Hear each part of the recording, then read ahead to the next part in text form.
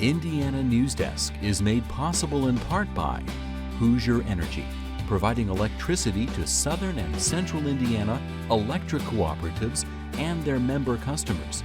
Information at hepn.com. And by WTIU members. Thank you. Coming up on Indiana Newsdesk, passage of a measure that would define marriage as solely between a man and a woman could dominate this year's legislative session. Our State House reporter breaks down the top issues facing lawmakers this session. And thousands of undocumented Indiana immigrants have applied for lawful status under an Obama administration program. Obama, firma la reforma! Ahead, a man who is on the list to be deported and why his future in America is uncertain. You can't get no real job. You know, you got to work underneath the table. It's hard, man. It's hard. Those stories in this week's headlines right now on Indiana Newsdesk.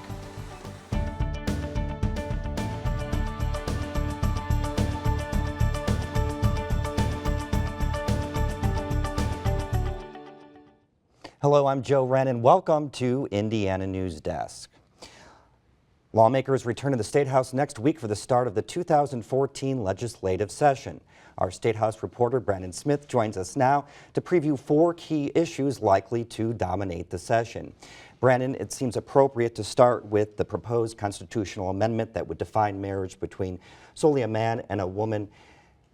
This is going to be more, though, than just a yay or nay vote in the House. Right. It will go through the legislative process much like any other piece of legislation, which means first it has to be filed, then it will be taken up in one House and sent to a committee.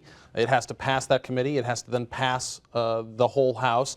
That process starts over again in the other House. The only difference really between this amendment and a regular piece of legislation on any given year is that the governor doesn't have to do anything with it. Normally he has to sign all legislation. This is one that he would not have to sign if the House and Senate pass it. It would go directly to the voters on the ballot in November. And Freedom Indiana has spent a lot of time drumming support in opposition against this amendment, and we've heard from universities, major universities, city officials, mayors, and business leaders too. A lot of companies around the state are coming out against this amendment. I think, though, that the biggest impact that Freedom Indiana and the coalition that they've built will have is if this gets to the voters. For the most part, lawmakers are going to vote the way they're going to vote and are not going to be swayed too much by all of the noise they're hearing outside the State House. It passed overwhelmingly in 2011. It will probably pass again this year if it comes up for a vote in both houses. It almost certainly won't pass by the same margin, but it will probably still pass. And then how about those who are in support of this amendment? Is there a lot of noise at the State House in that level too? They're staying more quiet, certainly more quiet than Freedom Indiana has been. They're working a lot on the local level in terms of in the church community. A lot of reaching out to pastors and reverends and church leaders on this issue to talk to lawmakers. But again, I think the real fight that we'll be gearing up for, that both sides will be gearing up for, will likely be at the ballot box. Okay, and then just really quick, 30 seconds, how do you think this will all shake out in the end? That's really tough to say. I think it passes the legislature. There was too much support last time to see it all go away this time if legislative leaders decided to have a full vote, which they've said they will likely do. But I can't say what will happen in terms of Indiana voters because there's a lot of conflicting information in terms of polls as to what might happen. Sure. Okay, moving ahead to the criminal code legislation, some worry that it will overpopulate prisons. Will this be revisited? It has to be. The law doesn't take effect until July of 2014 on purpose so that they could still tinker with it and during the upcoming session. The biggest question that's still maybe unanswered is what impact it will have on the prison population. We've seen conflicting reports as to whether it will explode the prison population, keep increasing it, slow it down, or stop it completely, or even reduce it. And that's the biggest thing that I think lawmakers are still trying to figure out. A huge part of the focus of this reform effort has been on trying to increase focus on treatment as opposed to incarceration. I've talked to Matt Pierce. I mean, you have to really scale up the treatment, and one of the things that the fiscal people have asked us to do is to try to give them a more concrete sense of what are the actual programs that will work and what are the actual costs of those programs, and what do you need to invest in to really make it work on the ground, because they're nervous about putting a lot of money into something and not having it pan out. So that's good. The great thing about the approach we have is we're taking things that have already been tested someplace and proven to work, and we're adjusting that for the state and getting into place, and then it's a matter of scaling it up to all the counties. One of the things lawmakers were told during this summer study committee session leading up to this session was that the cost to local units of government, to local programs, will be about $10 million a year. Now, we don't know if that's going to be the actual figure, but it seems that there's some consensus that that's the starting point, that if we appropriate $10 million for local programs, local treatment programs, now, that gets the ball rolling. Okay, next is the business personal property tax.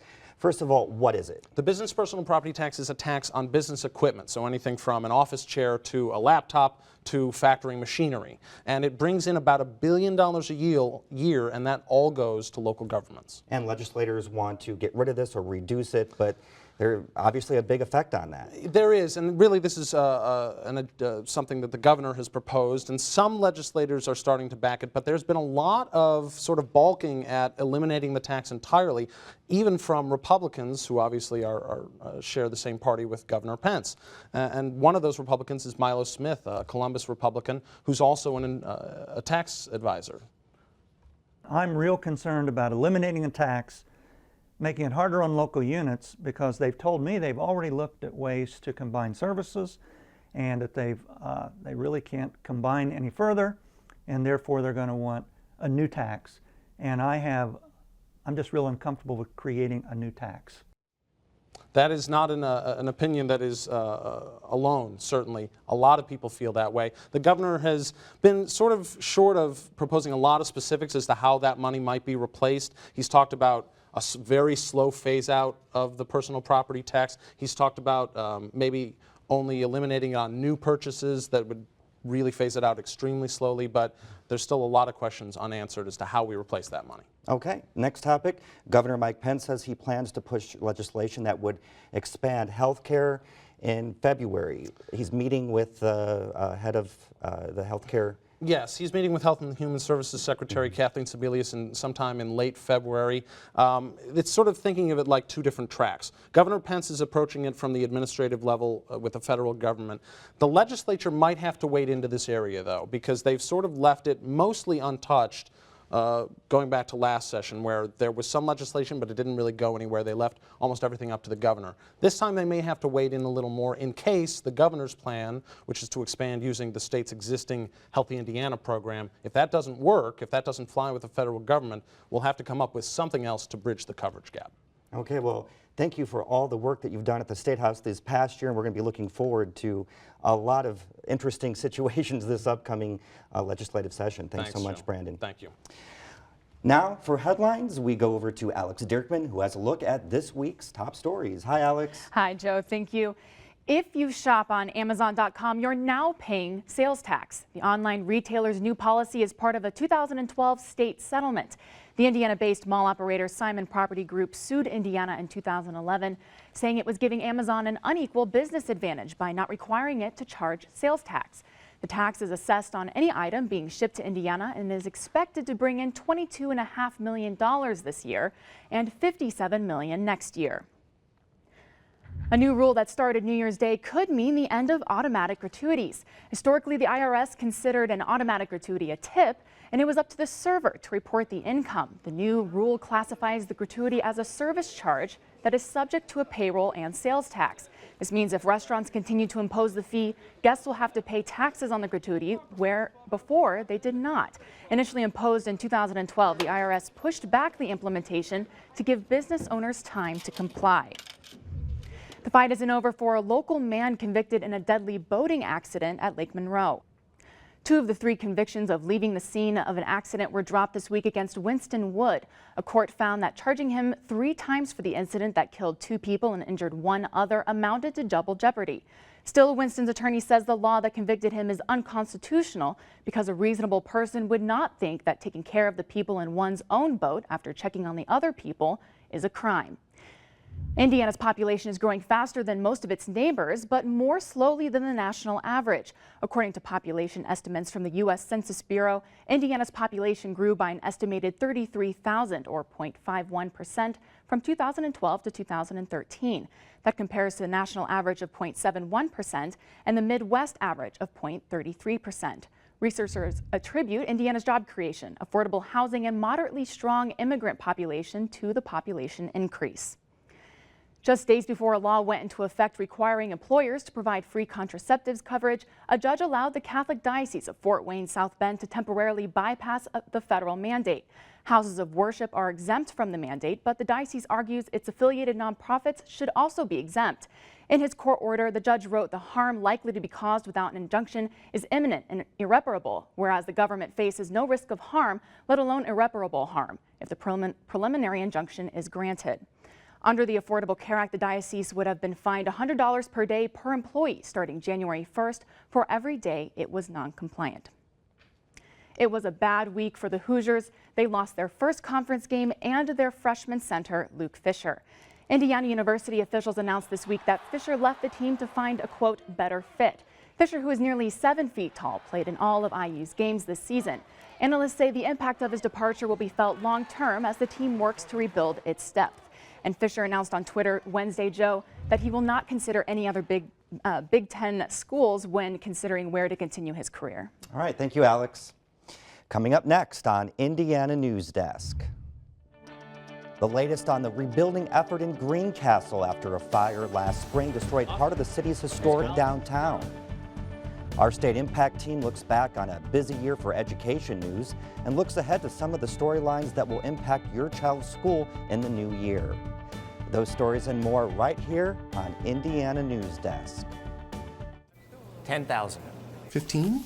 15, you think? 20, 21,000? 600. 20. 18.5. 24. It's at least 40. Look at it. 4,500,000. 650. 20. 650. This textile would be worth about $500,000. $500,000? No way. I knew it. It's just a blanket. Laying on the back of a chair. Well, sir, you have a national treasure. Wow. A national treasure. Congratulations. I can't believe this.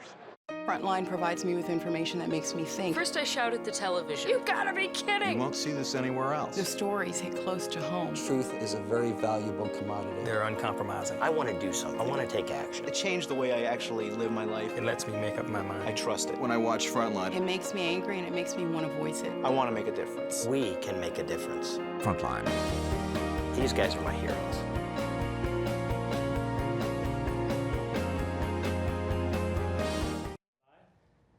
Welcome back to Indiana Newsdesk. I'm Joe Wren. Indiana introduced some of the nation's toughest immigration policies 2 years ago, but since they were enacted, the number of people being deported has actually fallen. As Simon Thompson reports, a change in federal enforcement means some immigrants who have been living in the U.S. illegally might be here to stay. Christian Cruz came to the U.S. from Mexico City when he was 5 years old. Now 24, he lives in Indianapolis with his wife and 2 kids. I'm glad I have them and taking care of them, man.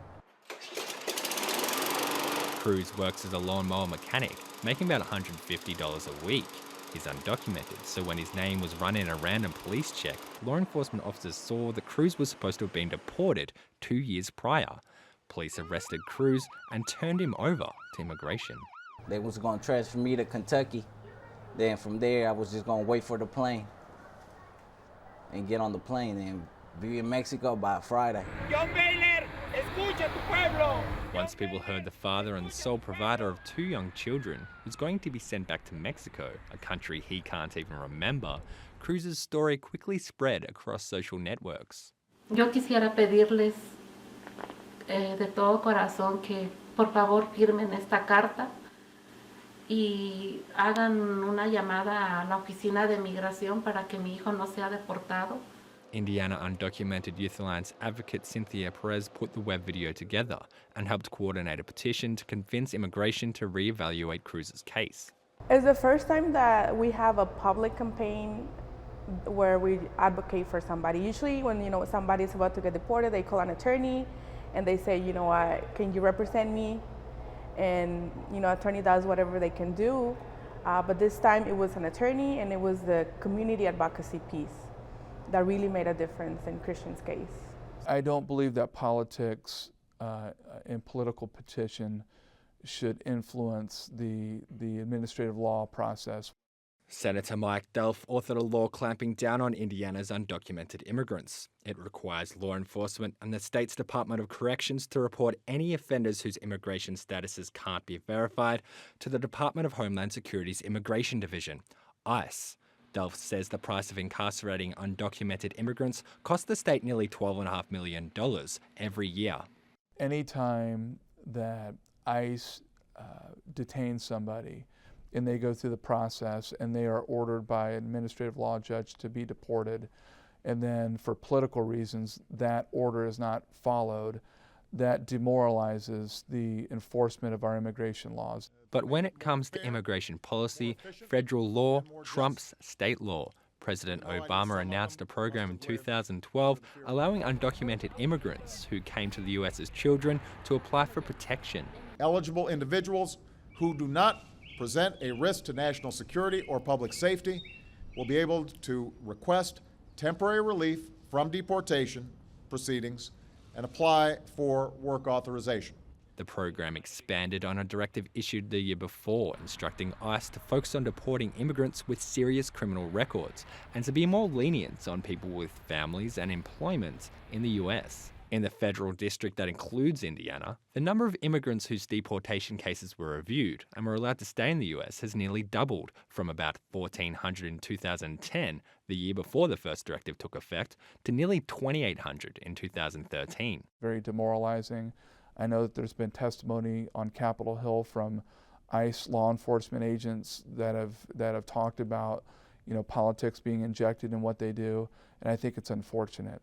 The day before he was scheduled to be put on a plane to Mexico, Cruz was released from immigration custody. Everybody left me. I was the only one there. So I was like, something's going on. Something wasn't looking right. So next morning, they came and told me that I was released. Cruz was granted 6 more months in the country while he applies for deferred action, the federal program that gives temporary work visas and protection for immigrants. But with the application fee close to $500, Cruz says he's not sure when that's going to happen. It's real hard, man. You can't get no real job. You got to work underneath the table.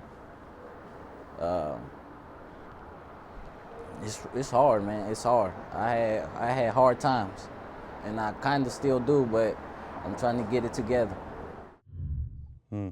Simon Thompson joins us now for more. Simon, immigration did release Christian Cruz, but there's still some question of whether or not he'll be able to stay in the country. So shortly after Christian was released, he was taken back into police custody for theft and resisting arrest. He wasn't turned over to immigration, but if he is charged, that's going to kind of factor into his case, and it could affect whether or not he's allowed to stay in the US with his family. Now, if he lived in a different state, would his status, let's say in a state that's a little bit more lenient, would his status be any more different than here? Well, I mean, if he lived in California or Illinois and he was picked up in a traffic stop today, I don't think authorities or law enforcement would have even looked into his status, because he probably would have had a driver's license. In these states, undocumented people can get driver's licenses. That's not the case in Indiana. But even on a larger scale, most of the cities where undocumented people live in these states, like Chicago, San Francisco, LA, they have their sanctuary cities. So there's ordinances that kind of tell authorities to not look into people's immigration statuses. President Obama has not been able to pass a comprehensive immigration reform. What are some of the obstacles that he's running into? Well, a lot of conservatives say that a pathway to citizenship or amnesty would provide an incentive for people looking to come into the country illegally. So there's this fear that it's going to give people the belief that if they come in illegally and they stay here a while, at some future point there's going to be a reform, and they're going to, the government's going to turn around and give them status. Take Christian's case.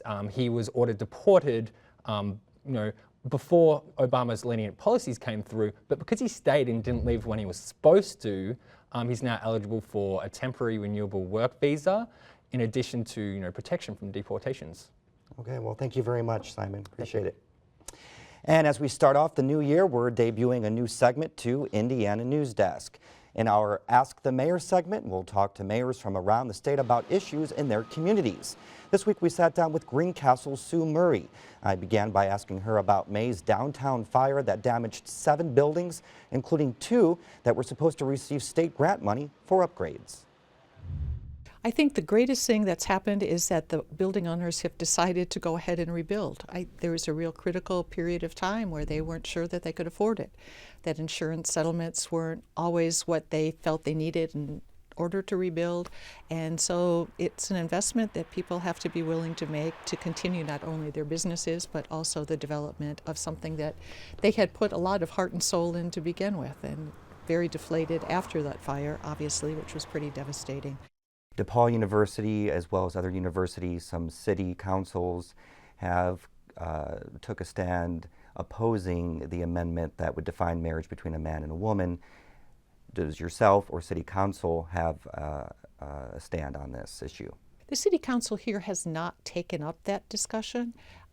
There's been some talk between the council members whether they're willing to do that. I personally don't think it's something that I can support. There shouldn't be a vote on that amendment, but again, the council has not made any decision on that, and they're our legislative body. About 19,000 Hoosiers will be losing some federal unemployment benefits in January. How does that affect Greencastle? Most certainly there'll be some people who are affected by that, people who haven't found an employment fit, if you will, for what their skill set is and what they're looking for, or their willingness to, or ability to be able to travel into another community in order to look for employment. So it definitely will have an effect on some. I think what we have been able to do is maintain a pretty steady workforce, and what we really need to concentrate on and what our Community Development Center is going to be really focused on in 2014 is making sure that we do have people in our workforce who are skilled, who can answer the needs of our local industries and make sure that they have the people who they can take into their employment. So we're going to be really focused on that, and perhaps there are some of those folks who have not had this skill level to be able to apply for some of these jobs will be able to work cooperatively to get them to a point where they have gainful employment close to home. My full conversation with Sue Murray is on our website at WTIUnews.org. We'll be making our way across the state visiting mayors. While you're on the site, you can submit your questions for the mayor of your town. Well, it was another wild year for Indiana education policy. 2013 saw lawsuits, walkouts, scandals, and a big debate over the most basic expectations we set for our students. And our StateImpact education team has been there for it all. Kyle Stokes joins us now. Kyle, is there a biggest story of 2013? Well, that's the thing, Joe. I mean, in any given year, one of our big stories in 2013 might have been the biggest story for the entire year, but the wild year we had is just another reminder of how much change is still happening in Indiana's schools. The year opened with a debate in the General Assembly over a controversial set of nationally crafted academic standards, the Common Core. It was primarily Tea Party Republicans who pushed a bill to passage that paused the Common Core's rollout in the state's classrooms, which had been set to take place this year. By April, the new big story was a big freeze. Indiana's online standardized testing website locked up, disrupting at least 79,000 students' exams, touched off months of delays in calculating schools' final I-STEP scores and their A through F letter grades, which in July became our next big story. News that Tony Bennett changed the state school letter grading formula, bumping more than 160 schools' grades up 1 letter and bumping the grade of a favorite charter school, Crystal House Academy, up 2 letters from a C to an A. And by this fall, the focus had shifted to the tense meetings of Indiana's State Board of Education and the struggle for control over the state's education agenda moving forward. And in the new year, we'll follow legislative leaders as they try to find a way to phase out a levy on business equipment, as Brandon was talking about earlier in the show. We'll explore what that proposal would mean for schools, and also watch for the question of whether teachers should have education degrees to get a job in Indiana classrooms creep back into the headlines. And we'll also be following as legislative leaders consider Governor Mike Pence's proposal to offer vouchers for low-income children to attend preschool. Indiana is one of only a handful of states that doesn't provide a publicly funded pre-K program, meaning perhaps 25,000 low-income children don't have access to high-quality preschool. Getting those children into pre-K could be costly. We ran the numbers this week and estimated Governor Pence's plan could cost between $50 and $100 million. Early education advocates say, of course, pre-K eventually pays for itself, but legislative budget makers have said discussions about how to create the best program possible are just beginning. Now, half of the high-quality pre-K programs in the state are concentrated in just 15 cities across the state. Now, this is a map showing zip codes that have pre-Ks that have earned the state's top ratings. Now, the concentration in big cities is partially due to population, but consider in the Indianapolis area, only a quarter of the pre-Ks have earned top ratings, which are level 3 or 4, for those of you keeping track at home. But in Northwest Indiana, about 40% of preschools are likely high quality. Now, West Lafayette school leaders have made an unusual marketing move last month. They premiered a documentary film. It's funded not with tax dollars, but with donations to the district's foundation, and it pulls no punches, taking aim at the state's current education policy regime. And Joe, if you've seen the movie Waiting for Superman in 2010, it's kind of like this, but with the different ideology. The film's makers wouldn't like that I'm making this comparison, but it looks a lot the same. Good. Thanks a lot, Kyle. That's the end of this program, but our work continues online as we cover the news in southern Indiana throughout the week at WTIUnews.org. Have a great weekend.